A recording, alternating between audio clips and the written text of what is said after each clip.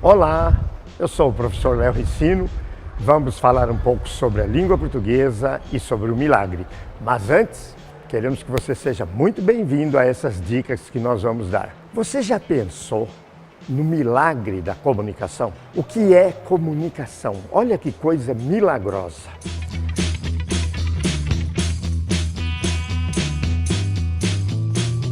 Comunicação já está no próprio nome.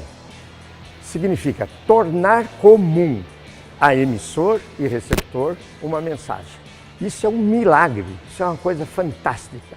Então, tornar comum uma coisa entre emissor e receptor chama-se comunicação. Ora, nós comunicamos por um fato simples. Somos seres humanos. Essa capacidade humana de processar raciocínios, pensamentos, até sentimentos e exteriorizar isso chama-se linguagem. A linguagem, ela é um milagre. As pessoas nem pensam nisso, mas linguagem é um milagre que só o ser humano tem. Como o ser humano processa isso, ele teve necessidade de criar um código. Este código, que foi criado depois de muita dificuldade, foi surgindo de acordo com essa necessidade de comunicação, recebe o nome de língua. Então vamos esclarecer.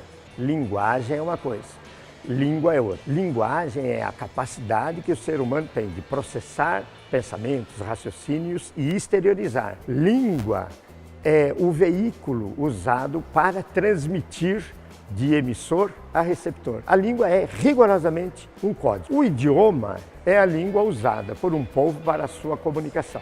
Então você tem língua e linguagem, que são duas coisas diferentes.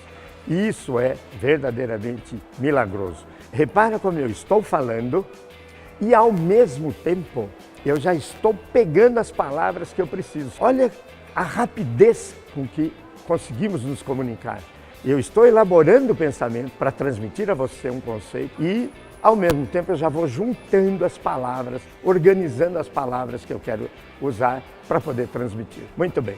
Então, isso é comunicação formada pela linguagem e pela língua. Essa linguagem, ela precisa se manifestar de alguma forma. Basicamente, nós encontramos 4 maneiras para nos comunicar. A primeira, a mais universal, a mais comum, chama-se fala. Fala é o uso oral da linguagem. Oris, em latim, significa boca. Por isso, a fala significa uso oral da linguagem. A fala é importantíssima na nossa situação grupal, na nossa situação social. É através da fala, através do discurso que sai da boca dos outros, que formamos nossos grupos de convivência. Você é amigo desse ou amigo daquele, porque o que ele fala, o discurso que ele fala, te agrada.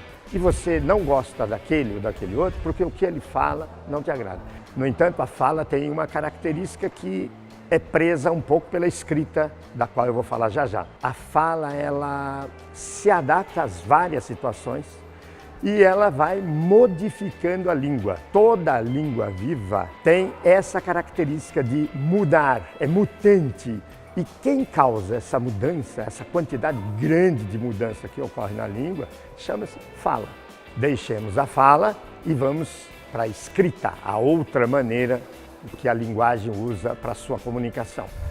Escrita é o uso gráfico da linguagem. Você pensa que isso é pouca coisa? Pense no seguinte, antes da escrita, que não tem mais que 5, 6 mil anos, o homem não tinha história. A história nasce com a escrita.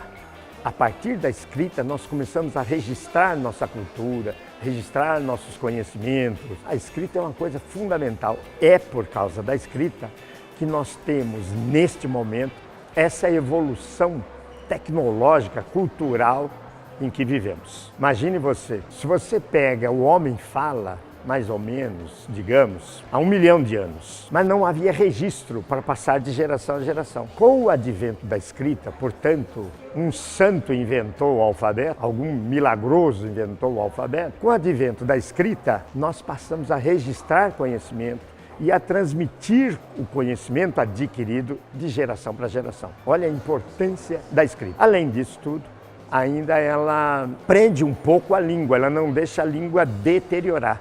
Se depender só da fala, nós formaríamos blocos separados, cada um falando um tipo de fala. Depois dessas duas, fala e escrita, temos a mímica. Todo gestual se chama mímica.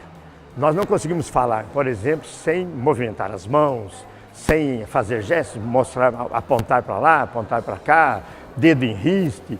Todo esse gestual é mímica. Só que, antigamente, nós não usávamos palavras, não usávamos fala ou escrita. A mímica era mímica e acabou. E, finalmente, um quarto recurso usado pela linguagem para a sua manifestação chama-se internetês. Isso é um advento de uns 30 anos para cá, em que aquilo que está lá na internet, principalmente nas salas de bate-papo, enfim, nesses Messenger, WhatsApp, essas coisas, nós não escrevemos nem falamos. É uma mescla de fala e escrita para procurar ser uma comunicação mais rápida no sistema virtual. O que usamos lá, vale para lá, está correto lá. Não posso, por exemplo, pegar aquilo que eu escrevo no WhatsApp e levar para a redação empresarial.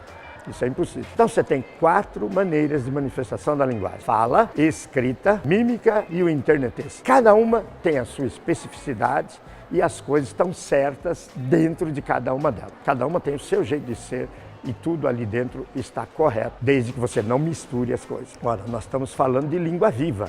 Toda língua viva propicia essa comunicação, essa capacidade de comunicação.